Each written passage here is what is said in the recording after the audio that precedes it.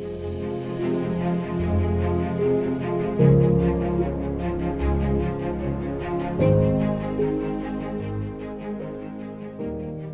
evening, all. On behalf of IBPC EMTT, it gives me an immense pleasure to welcome you all. Definitely on a weekend taking out for the event, it's a great honor for us. And hopefully, the next 1 hour will be well utilized. So, once again, thank you very much. Before we start more onto our topic today, which is on equipment efficiency in manufacturing, I would like to quickly touch base about Indian Business Professional Council Dubai, which has been a very recent winner of DQ Award 2020. Also, IBPC Dubai is one of the oldest and largest association of Indian business, which has been established since 2003. Especially for the guests who are joining us for the first time, we are part of EMTT, which is Engineering, Manufacturing, Technology, and Telecom. And on behalf of our conveyor, Mohammed Sutarwala, we would like to welcome you all. So it's a IBPC objective.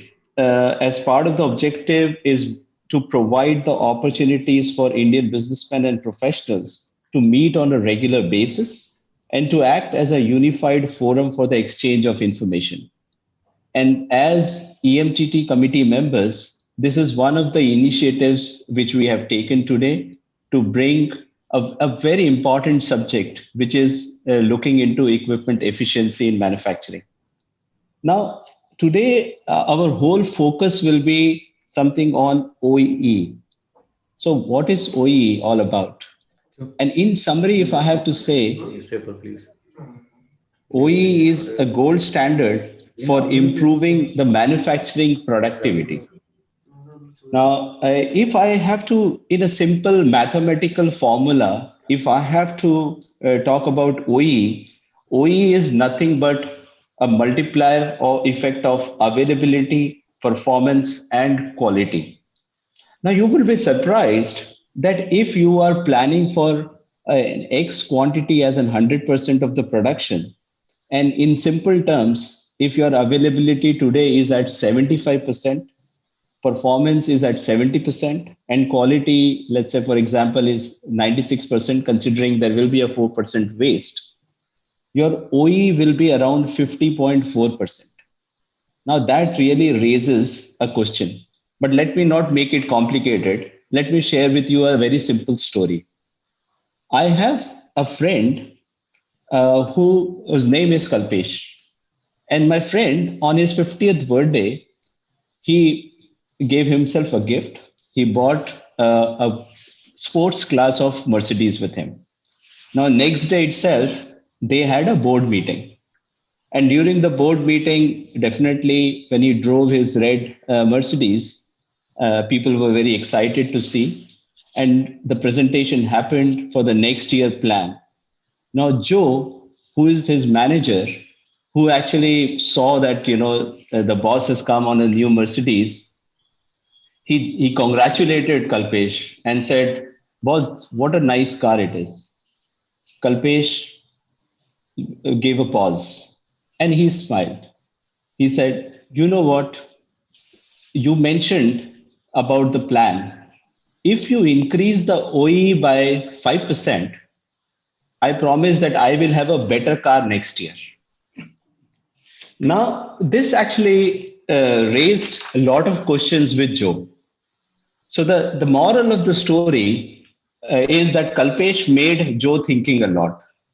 Now Joe has many questions in his mind that really why I should implement this OE. Will OE, which is overall effectiveness, will work for me? Now my manufacturing process is not fully automated. Can I still use OE? So that left Joe with many questions. And this is the time where I would like to invite my friend Pankaj to really get us these answers. Pankaj is part of EMTT member and he himself is an expert into this particular subject. So let me take an opportunity to invite Mr. Pankaj Srivastav to take the proceedings forward. Thank you, Samir. Thank you for that fabulous introduction to the event. You know, that's a good example you made, very entertaining. So let me just kind of couple of lines on the same topic. You know, so again, when you look at OE, you know, the overall equipment effectiveness, it is actually, I mean, the reason we selected this topic for today's webinar on a weekend was that just to draw the attention of our audience, our esteemed IBPC members and others who are joining this event, is that it is actually not something new, you know. I mean, for people who are not aware, I mean, this has been there since like the 60s, 70s, the concept has been there, you know, as part of the total productive maintenance. But, and it was made very famous actually back in the 80s by Toyota. You know, they were the first ones sort of that really, you know, I mean, investigated deeply into the topic and made it very famous, you know. So a lot of companies, big, small, globally, have started adopting the OE as part of their manufacturing and maintenance, you know. So with that kind of background, let me lead you into the panel discussion today. So we have Mr. Mauro Barbieri and Mr. Pranish Kushare, who are our panel members. So a brief introduction for both of them, you know. So let me just quickly introduce the two panelists. So Mr. Mauro currently is the projects and technical director at IFFCO. You know, IFFCO, and he's part of the oil and fats, agri-food and personal care division of IFFCO. As a background, Mr. Mauro has been in this field for the past 28 years. By profession, he is a chemical engineer, and he's worked with a lot of global companies during his long experience in this field, you know. He has spent 18 years in Cargill, which is a major global company, and he has served in different positions across the globe, you know, from Brazil to Uruguay to Ukraine, USA, Australia, and many places. He has also led the global operations of Noble Group across Australia, Singapore, South Africa, and other countries as well. Currently, for the past 2.5, 3 years, he's with IFFCO in Dubai, based in Dubai. So he has an extensive experience in maintenance, in reliability, and particularly this topic as well. So welcome, Mr. Mauro Barbieri. Thank you. Thanks for having me. So my second panelist is Mr. Pranish Kushare. So Pranish is a principal business consultant at INFOR, sorry, and he has, just like Mr. Mauro, he has around 26 years of experience in ERP business consultancy, operational excellence, digital manufacturing, Industry 4.0, supply chain optimization, and many such things. By profession, he is a master's in production engineering, and he has done an MBA in finance and operations. Prior to INFOR, he has served with the Kirloskar Oil Engines in India and the United Group in Kingdom of Saudi Arabia. So with that brief introduction of our panelists, let us move into the topic. And welcome, Mr. Pranish. Thank you very much, sir. Thanks a lot. So like Samir, you know, he made a very entertaining introduction to the topic. And again, as I said, OE, we all know it's not something new. We took up as a topic for the IBPC this evening. So let's start with Mr. Mauro first, and then Mr. Pranish can jump in. I mean, what is, you know, how would you define OEE, and why are we discussing it? You know, what is your view on that?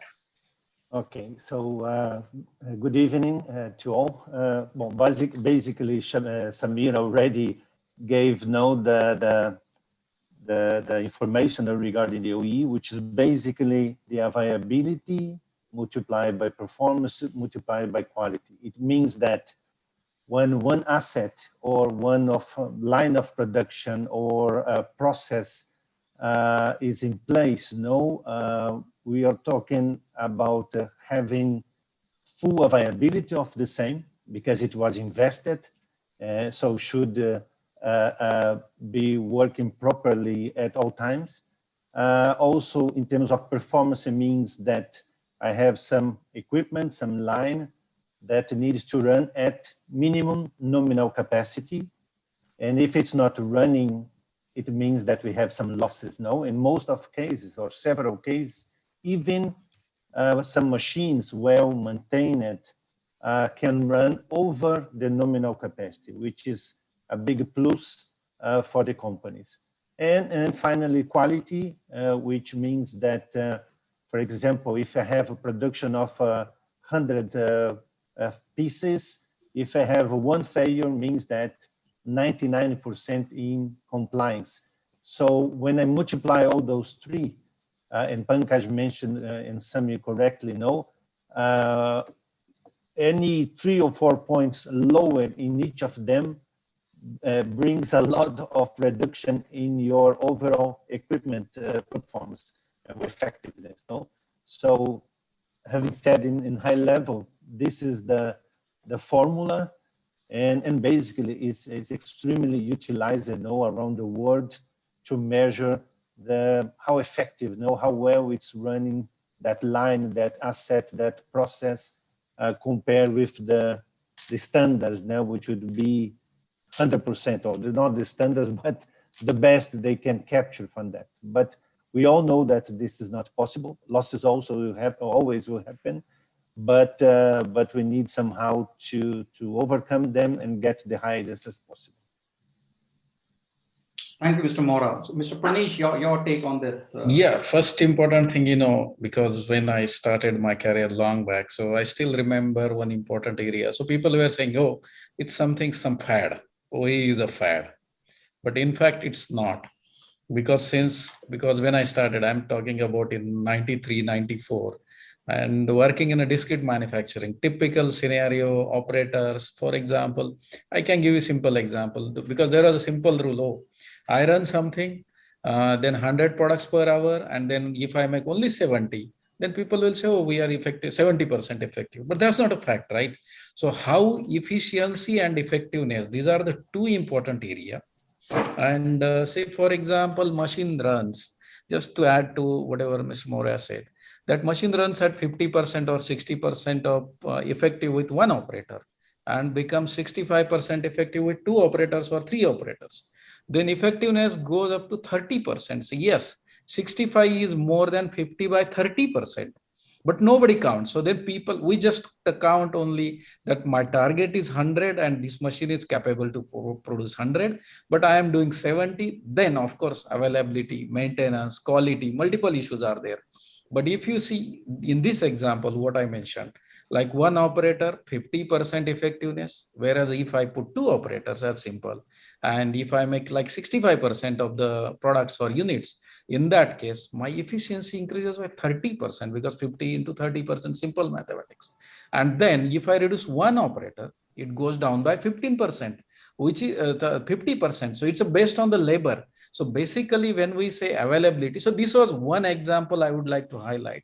So what happened? We were manufacturing engine walls in 93. So when I was working for auto component division, and there was traditionally in oil engines, the company they had decided set targets, like every month we will produce around 60,000 walls, including for the ships, including for railways and all those things. And plus automotive OEs like Tata's and Fiat and all those. Eventually, what happened? The demand keep on increasing because that 60,000 was not sufficient to cater the market. And because the targets were set in 1970s, oh, this is what 60,000 I can produce. But then nobody thought whether if I increase the speed of one machine by, for example, 10% or 20%, but nobody was able to change the parameters. And that is the risk we took, actually. It was not a risk, but we took a decision, or you can say challenge. And naturally, one machine producing 260 pieces per 8-hour shift, which moved to 576 or 600 pieces. And with the same operator, with the same breaks, like 30 minutes tree break, lunch break, whatever is there. And then they realized, oh, then what is the real bottleneck? So that is, they wanted to find it out. So these are multiple things, because it's not a simple mathematics, whatever we do input to output and with whatever operators or machines, and we just calculate the simple way. But there are multiple parameters which makes the availability, then of course performance and quality. So this is a marriage of three words, but it's like pretty complex thing to calculate. Naturally, if we achieve those, then productivity with the same equipments, with the same machines, we can easily get the better OEE. Thank you, Pranish. Yeah, that was a good kind of opening into the session, you know. So very nice, very nicely put there. So I mean, both of you, you know, have been in this kind of field for many number of years, you know.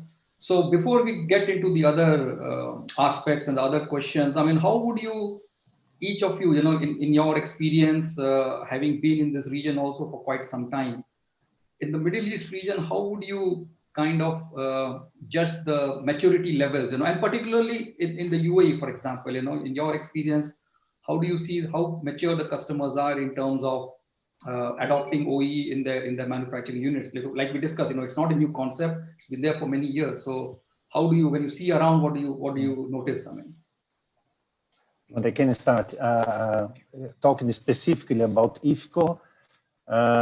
We have basically all types of ways to measure that, which is a big concern, because we needed to ensure when we apply metrics and we KPIs, and when we wanted to benchmark internally, externally, we want to make sure that we have the data and the formula and the calculation as per definition. So I could see plants saying that they are running at 99% of OEE, which brings a big of a yellow flag in my head. And then you see also other locations running at very low levels. And more than that, when you see the real life in the field, when they are running, then you see, though, it's not possible. Those numbers are completely wrong. So I think we have different levels of maturity, of knowledge. There's a lot of people and companies measuring, but I would say that a lot of them measure in different ways. And this is dangerous, because the most critical when you measure something is to ensure that it's reliable. You can trust, and you can explain, and you can work to improve those metrics. No, when you bring all those different numbers in different ways, this is very dangerous. So that's why we in IFFCO now starts to really first spread the same definitions, the metrics, how we measure, and then and we don't need technology for that. Yeah, you can do this in a simple spreadsheet, papers, or everything. The most important to understand the concept, understand the how powerful is this KPI, and measure it correct. It is what it is. Yeah, so don't be afraid that sometimes I met some people in operations or maintenance for a long time measuring wrongly with nice numbers, and then suddenly they need to do the right thing, and they are afraid, because then will be clear what's the real performance. So it's a lot of change management behind of that, to ensure that they understand the importance to do this right, and there's a journey to capture the gaps. And the beauty of this formula is because it's not related to one topic, like just maintenance, but it's related to the maintenance of the machine. It's related to operator care. It's related to the quality. It's related to the settings, the how well you do the changeovers. So there's so many variables in this formula that it's and then again, if you have so many different issues, and then you don't have resources to deal with all of them, then you can select this 80-20 rule, and you can see after a couple of weeks or months, depending on the findings, you can see the benefits and in the increasing and in the improvement in your asset performance. So it's again, just coming back to what you said, I could see again a lot of different things, even in this sounds simple, but it's tricky sometimes. You see a big range of performance, and this is something that needs to be well understood and calibrated. Then we can really compare and then we can really focus on your analysis and action plan to close the gaps. Good. Well said, Mauro. So Pranish, yeah, I mean, in your experience, when you offer your consultancy services, to customers here, how do you see the maturity level? So maturity, I will say like 50-50 in this case, because there are some conglomerates which are pretty advanced. But normally nowadays, people at least started talking about this and they want to adopt the new techniques and all those things. Because now at least everybody is talking about automation for that matter. Some people now, because that is a first start. Forget about RPA and all those things. But at least now they are saying, oh, let us start with the MES. That is the first point, because people wanted to improve the efficiency and actually they want to capture the losses. Either it can be from maintenance side, quality side, or what are the issues. So they want to handle those constraints using some of the technology factors, and this is a start. Of course, there are some companies which are pretty matured, and as Mr. Mauro mentioned, there is improvement, but then adaptability is another issue. So this is what I can see the market, means Gulf market. Overall, this is the situation. Thank you, Pranish. Thanks for that.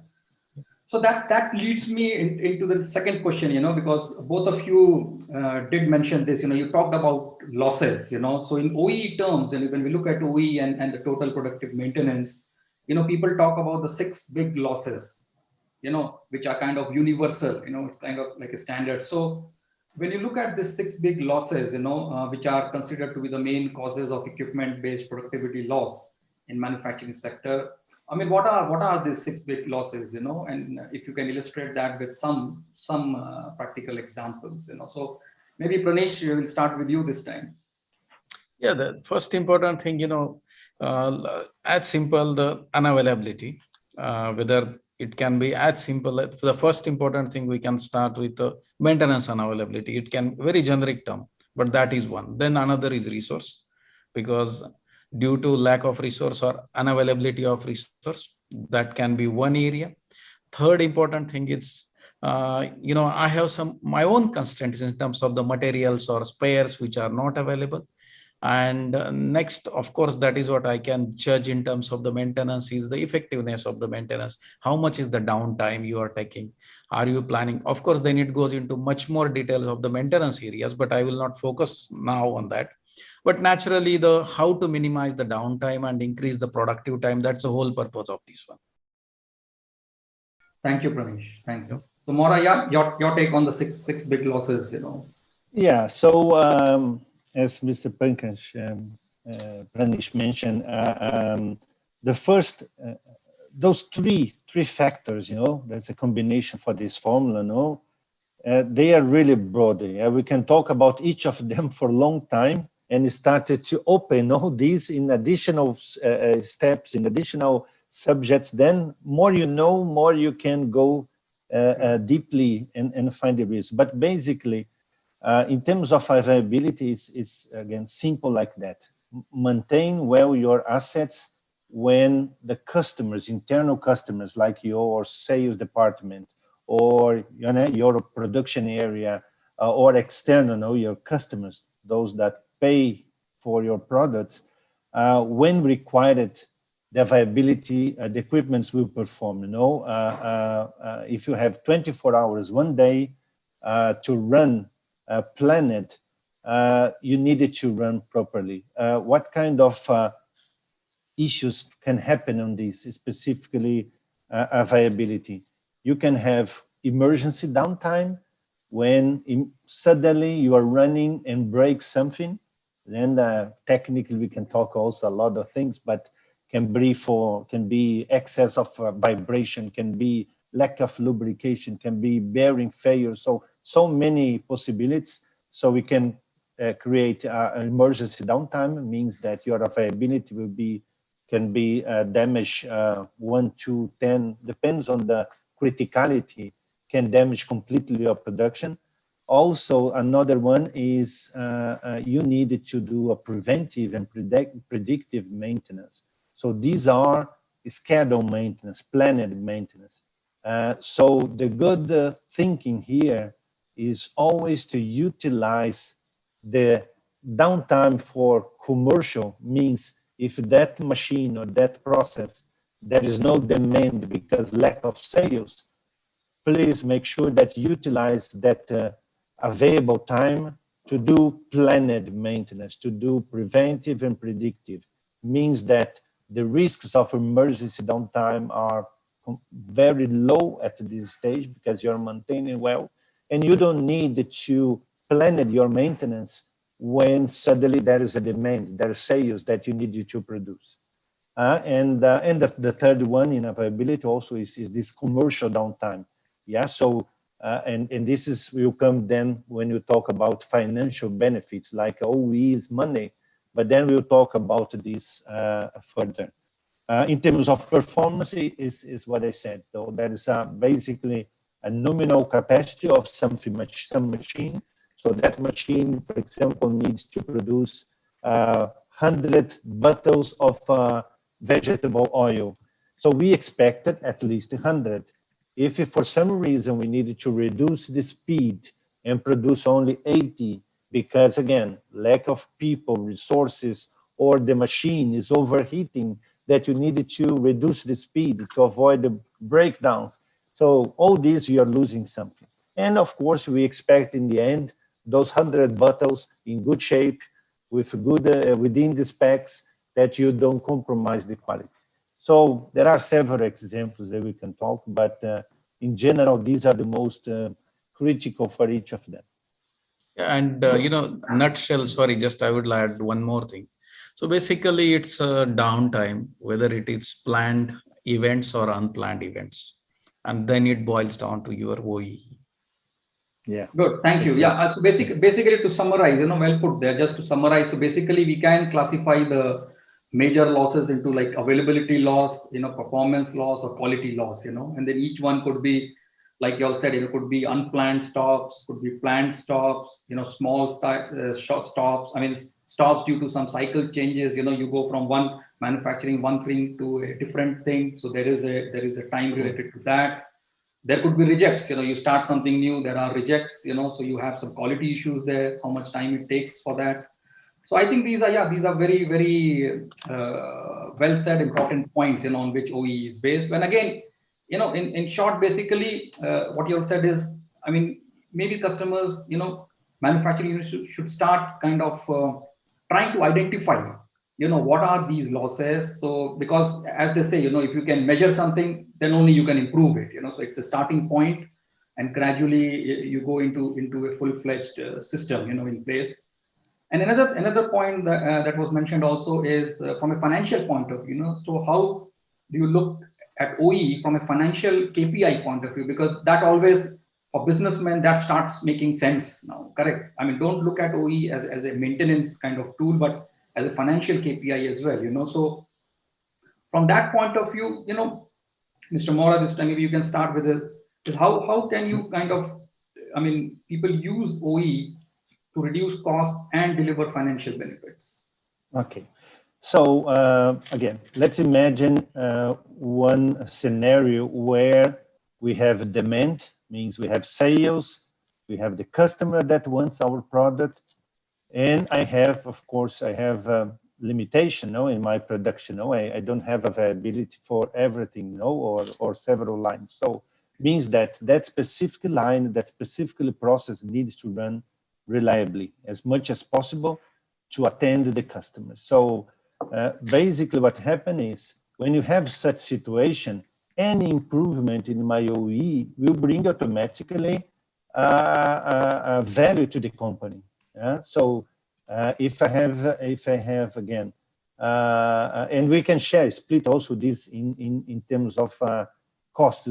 So in general, just coming back a little bit, because a lot of information is on the finance side, but the benefits OE can go straight to produce more with the same assets. Yeah. So if your OE is higher, it's because you are getting better availability or better performance or better quality, or the combination of them. But the final number is higher, means that I'm responding to the customer demand better than previously.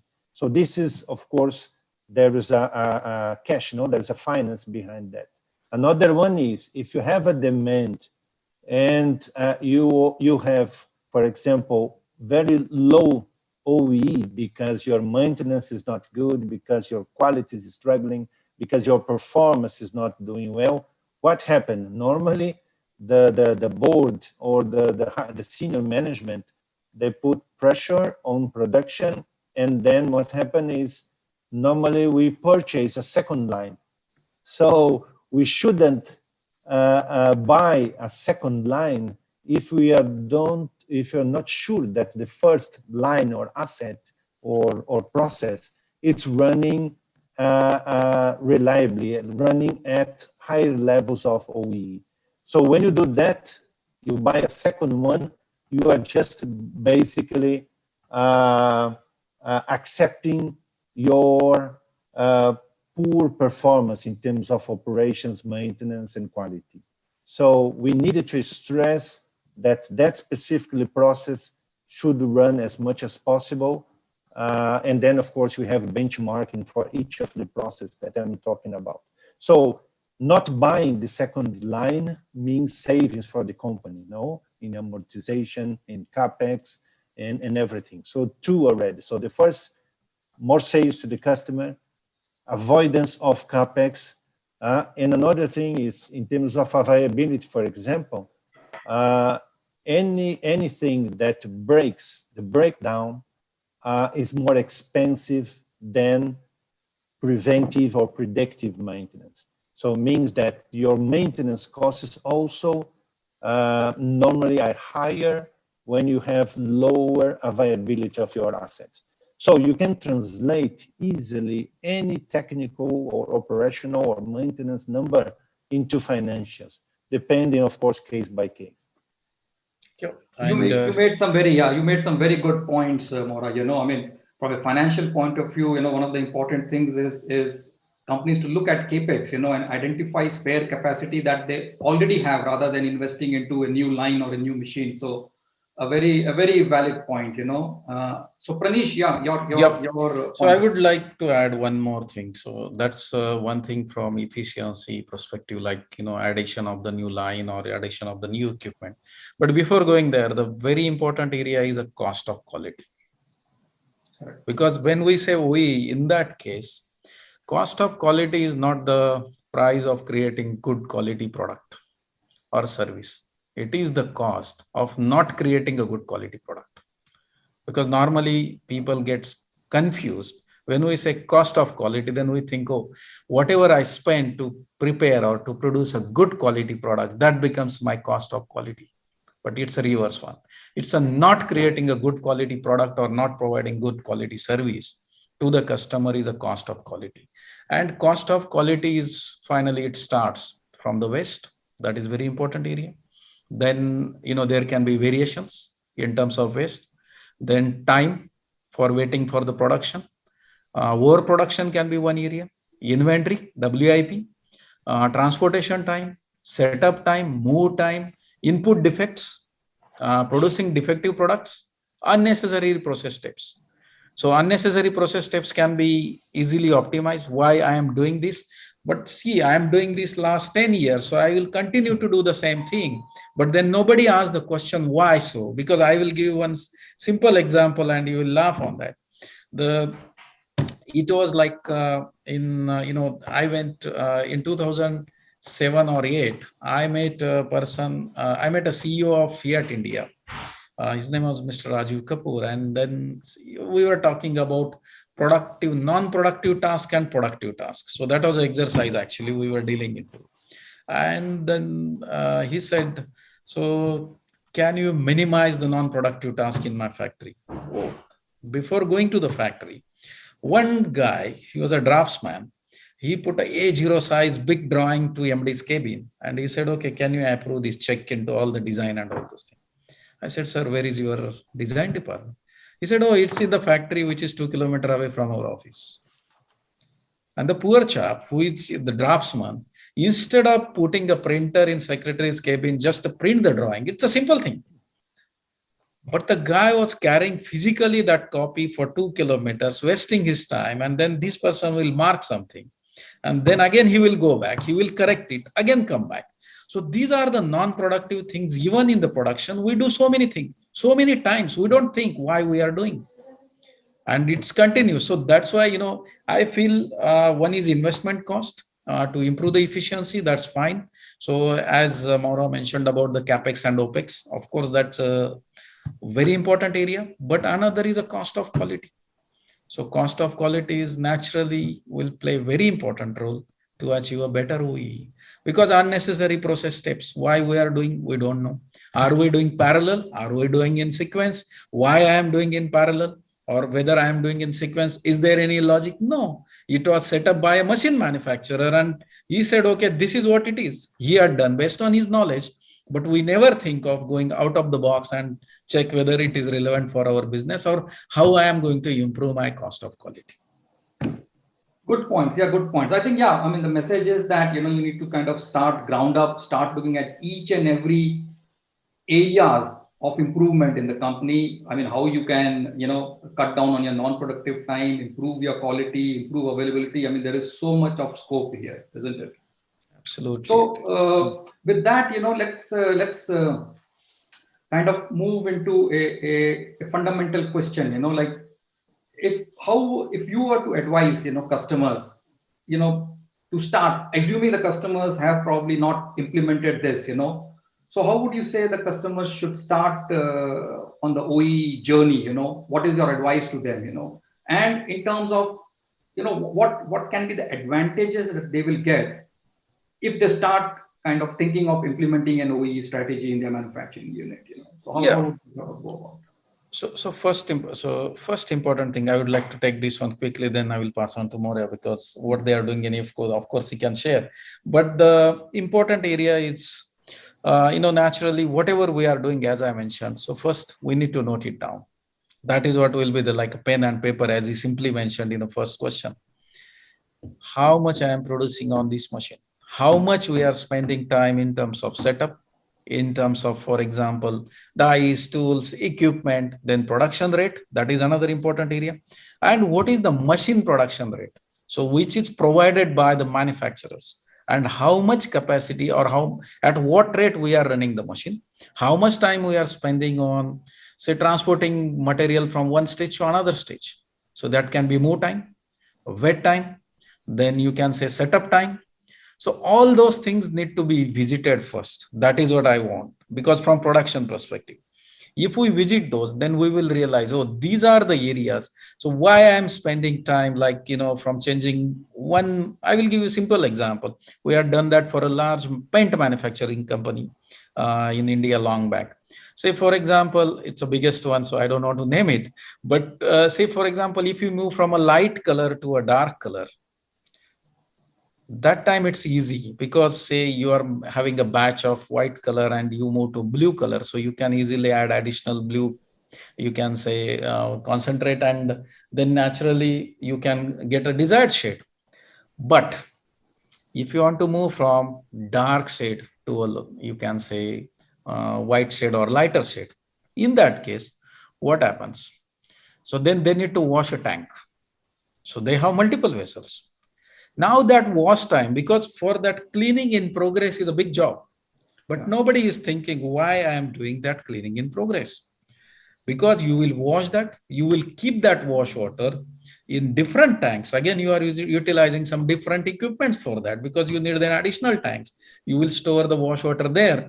And then eventually, when the next time the batch comes in for a specific color, then that time you will decide, oh, now should I use the wash water or not?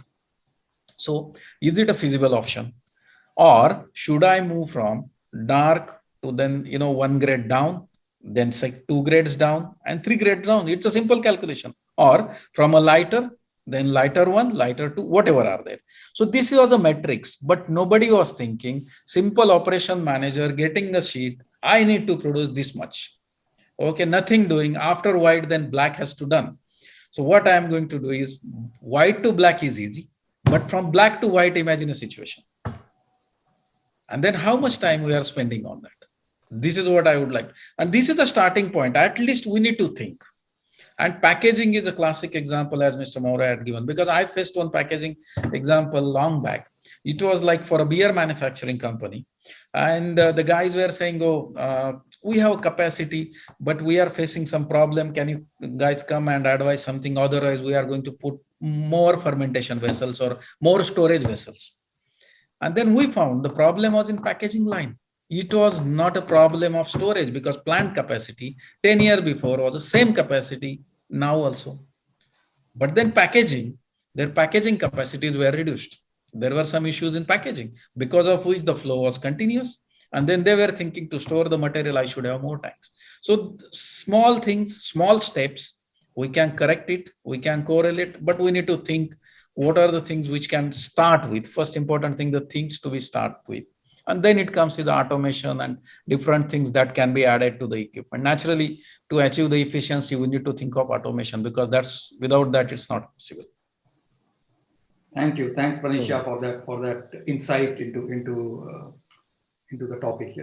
So, Mr. Mauro, your point of view on this one. How do customers start into that, and why should they start? What are the benefits that they can get out of it? Yeah. Oh, again, I think you mentioned several times, and it's just slightly different. But again, if you don't measure, you don't manage. Yeah. So first, you need to manage, but you cannot measure everything, or so should be a reason to measure that one, because it's a time constraint. It's a process that will open the Pandora box, and it's important that people from top down understand really why we are doing that. So normally what we do is in operations or in those companies, we select a kind of pilot plant for that, just to prove the concept, and also to ensure that as soon as we have this as a standard, we can replicate this to the other areas of that business and to the other facilities around the region, around the world. So normally we select one. For example, we can select the oil filling and packaging area, which is typical to measure OEEs, where you have several lines, so it's comparable. You can benchmark later on. You can compare each topic of the OEE formula on that. But this is something that the choice, I think, needs to be linked to value. What's the value we add on that? So make sure that the shareholders or the key stakeholders, they understand there is a value behind that.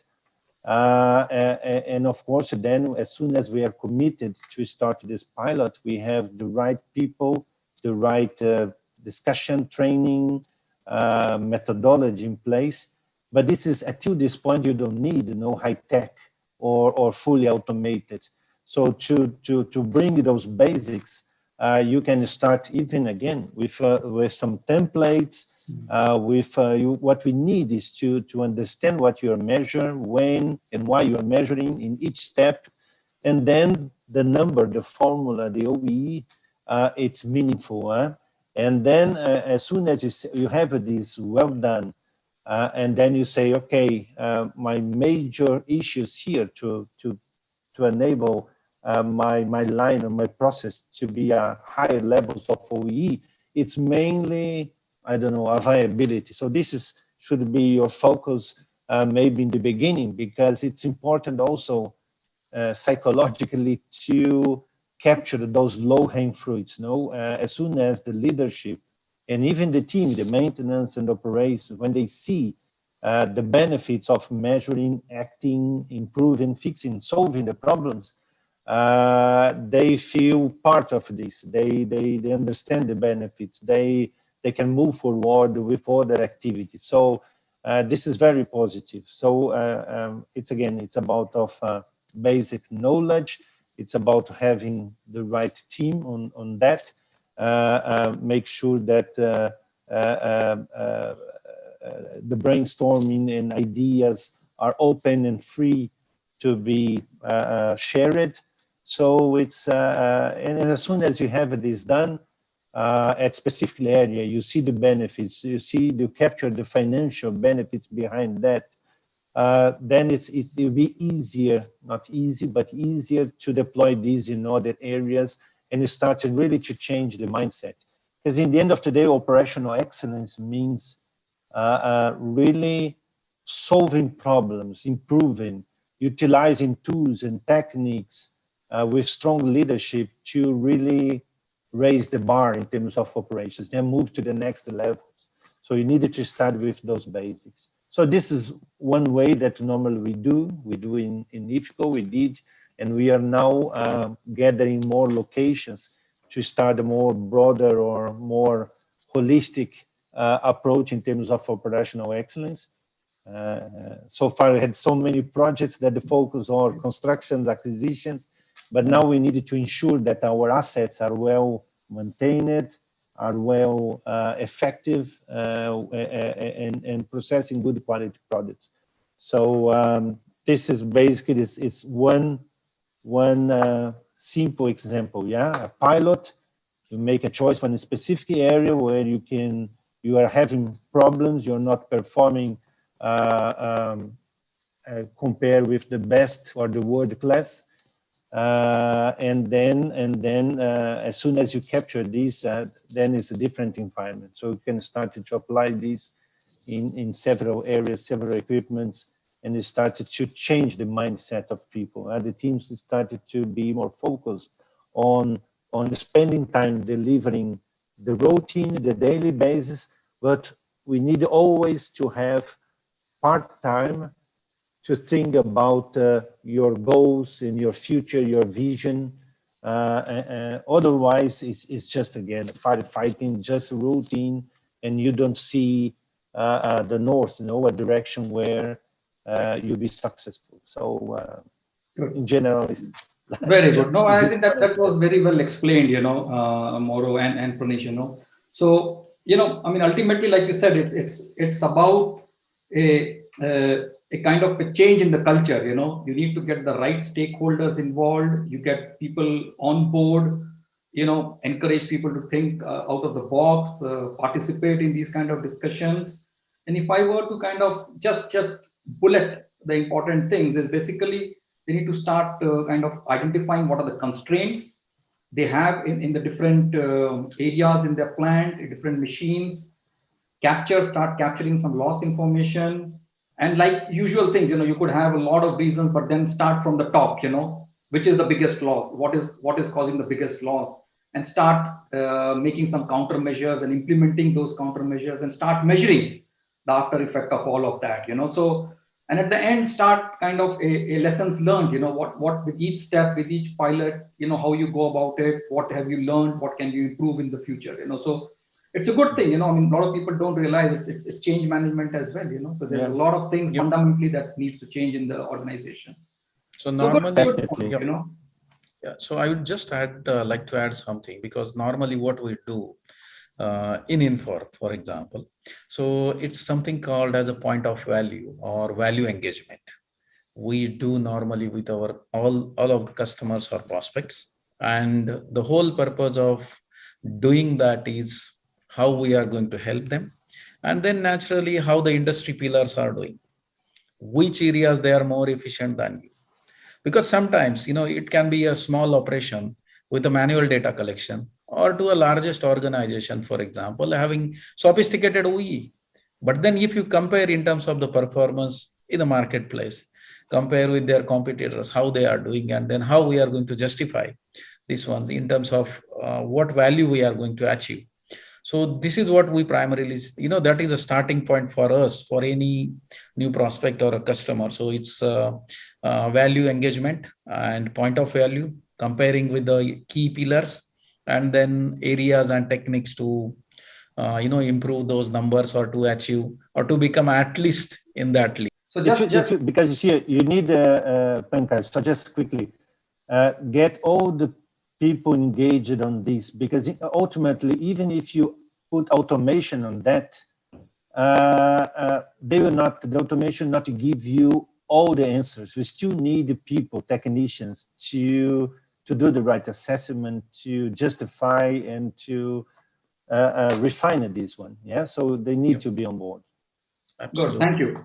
And I'm also looking at the clock actually, so, we have about just about 10 minutes left. That leaves one question. I'll just ask the final question and then quickly look into some of the questions that is there from the audience, so just very quickly in probably 2 minutes, if you can say that, we talked about OE, a lot of things were uncovered by both of you. So, at the end, it's like a software. OE is essentially like so many things. It's a software. So, what would you advise customers? They start looking at it, look around what is going on, what are the different partners that they could partner with. Do they want to do it in-house, to implement OE, or they want to select a partner? So, very briefly, I mean, in a minute or so, I mean, each of you, what is your suggestion? What is your advice to them? Should they start looking at it internally? Should they look at best practices, benchmarks? If they want to select a partner to implement the OE, how do they go? Kind of just very quickly about this process. Okay. No, again, in my, this is like a personal opinion. I would start, if I have the resource, the minimum resource, I would start internally, again, explaining the value, the meanings, and why we are doing this, engage the teams and doing all this. And as soon as I feel the maturity level is higher, then I would bring for sure the technology and the automation and online or remote. So why? Because also it's again, the concept is already there. The people already understand. They don't need to be afraid about the technology that will tell, let's say, the truth. So they did already this one. They see the value. So then I would do that because also brings, and let's say, more credibility in terms of the information, because we know human beings, sometimes we missed something, sometimes we forgot to put this, the why it happened, this and that, or the shutdown, or and when you have these 24 hours online measuring, so then becomes more, let's say, reliable the information, and when you get this stage and you have all the information and you keep working on that at higher level, then I think it's a big success on implementing those tools. Thanks, Mauro. Pranish, your yeah, I fully agree with him, because if the operation is small, then the starting point is naturally within the organization to find out the corrective measures which can be easily deployed, and then naturally they would surely require the advisory or the whatever you can say the OE partner who can help to achieve the target or to achieve the goal. In turn, it's a money.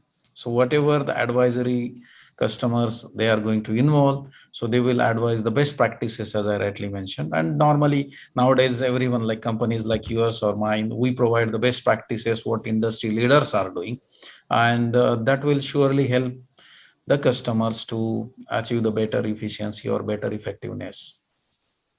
Good.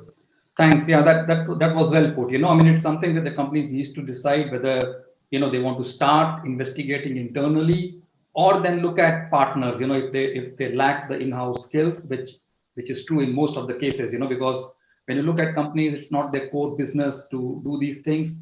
It's probably better to partner with somebody who has extensive experience, in these kind of things. So it's a good point. At the end, it's a customer's choice, So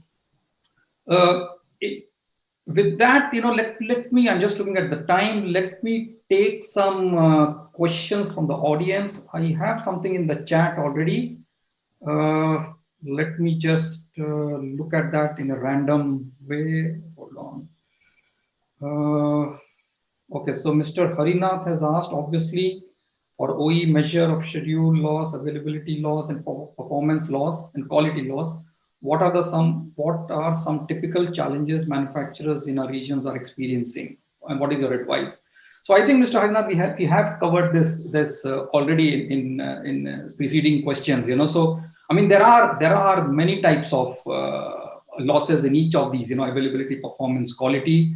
It's up to the companies, to the kind of business they are in, to start identifying that. And again, if they need help, then they need to reach out externally as well there are many things. You could be your line, your equipment, in terms of what is the rated output of the line versus what it is actually producing. If it is producing less, why it is producing less. So it's a journey. It's not a kind of a quick fix for these kind of things. You really need to start investigating, and of course there is a lot of information available. With different industries, different types of applications, there are a lot of information available. And like we said, if seek out partners who have relevant experience in this field and who can help you, to go along. And second question, go on. So just I would like to add something, because for everyone, of course, this is the question that how we are going to calculate and all those things. There are simple calculations, but finally it goes down again. Nowadays we are talking about asset availability, Internet of Things, improving the workforce, lowering the cost. So these numbers actually, which naturally will help to improve the OEE. Thanks. Yeah. So there is another question in the chat. Mr. Anup Chandran asked that, how do you measure availability, and are the numbers reported in the industry trustworthy? So Mauro, Pranish, who would like to take that question?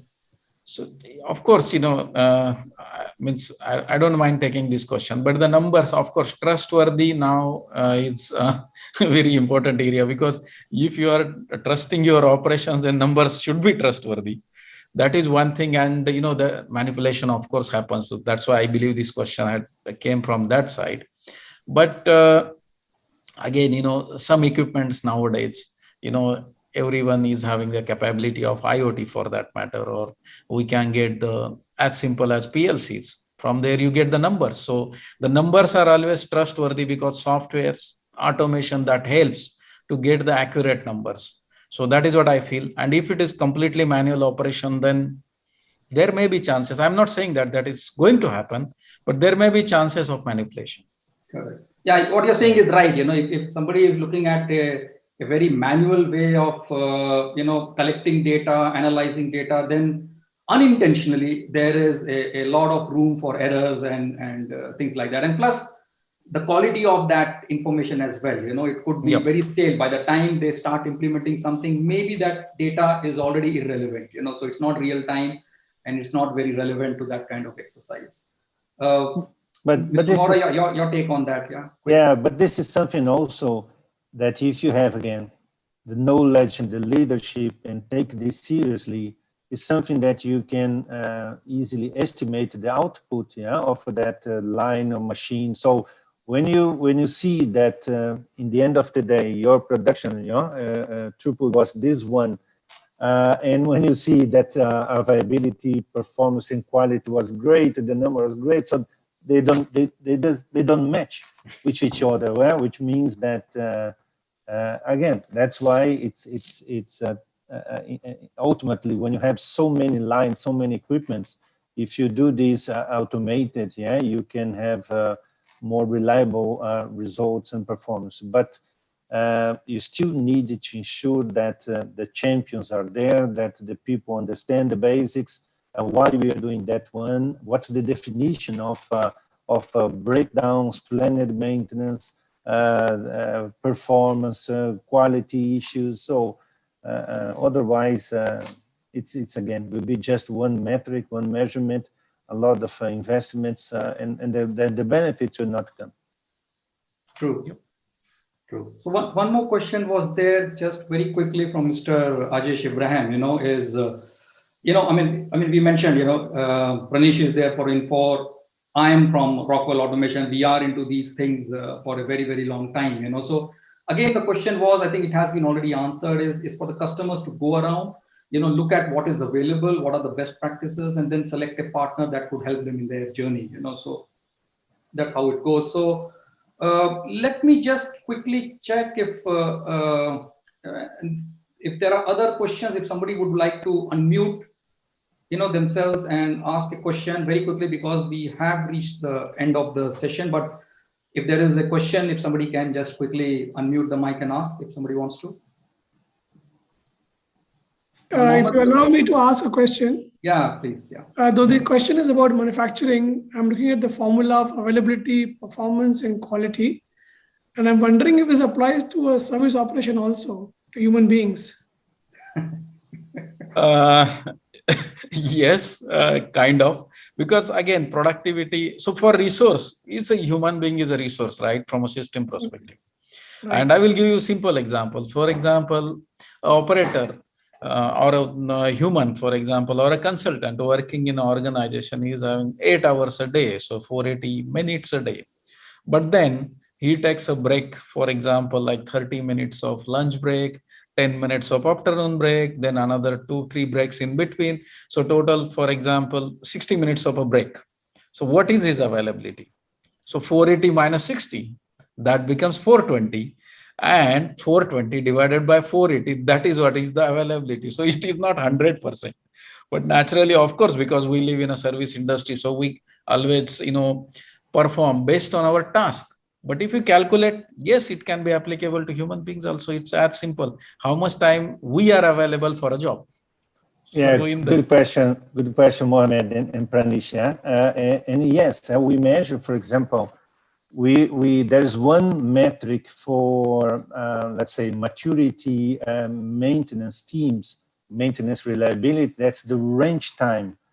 Means that I have a electrician or a foreman or mechanic, and how effective is his job or her job during certain period of time. Let's say I work 10 hours a day, and I needed to when I come to work till I finish my job, I have this specifically task, and then I started to lose again, as Pranish said, because I didn't plan accordingly. I needed to come back to the maintenance workshop to take my tools. My tools was wrong. Then I lost the time on that. Then for some reason I came and I was not feeling well. I'm distracted, and I had some incident or accident. Also, this is a compromise. So yes, you can measure this because we are, let's say, machines as well. Huh? So it's any analogy to human beings, any analogy to the medical conditions of people and maintenance and reliability and also are comparable. So we can do this everywhere. Just an example, the range time means the valuable time of that person in maintenance in average. And I always mention this to my teams, to my people, and they say, oh no, 70%. I say 70%. I would be in heaven if I have this one. So they say that average is 22, 25%. Can you imagine if you work 10 hours, you are really doing a great job, are supposed to do with your knowledge, 2.5 hours out of 10. So 25 hours. Normally 40 hours, 45 hours are really great. So when you imagine that you have extended this to 100 FTEs, 100 people in your headcount working maintenance, with that average, if they work twice better, which is the world class, I would need for the same 50 people, not 100. So that goes to productivity and other things. So, but it's amazing. Thank you. Good. Yeah. Very, very well said. Good illustrations there. So I think we have run out of time, correct? So let me just quickly wrap up for everyone. So as we said again, just to summarize, so OEE, you said it's not something new. It's been there for quite some time, and it is like Samir said right in the beginning. It's a gold standard for measuring the manufacturing productivity. It is the best practice as well. By measuring OEE, you can identify the underlying losses, and that gives an opportunity to improve. Improve your productivity, improve your quality, improve your availability, and obviously that leads to more profitability as well. So it's a good metric. It's a single best metric to for manufacturing units. And again, it's not large manufacturing companies, small, medium. It applies basically to any industry, any manufacturing unit, big, small, whatever it is. Other important thing we also talked about are the 6 big losses. So it's a industry standard. You identify these 6 losses, try to measure and improve upon those, because therein lies the biggest opportunities for improving OEE. And again, finally, as from a business point of view, always look at OEE as a financial KPI, because then once you start putting, dollars or dirhams against these things, rather than percentages, suddenly a lot of people try to understand that, it becomes more understandable and starts making a lot of sense.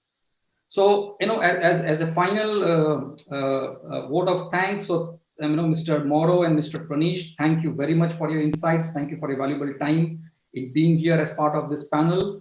And a big thanks to our audience as well, audience consisting of IBPC members and others as well. Thank you for, for your time during this weekend evening.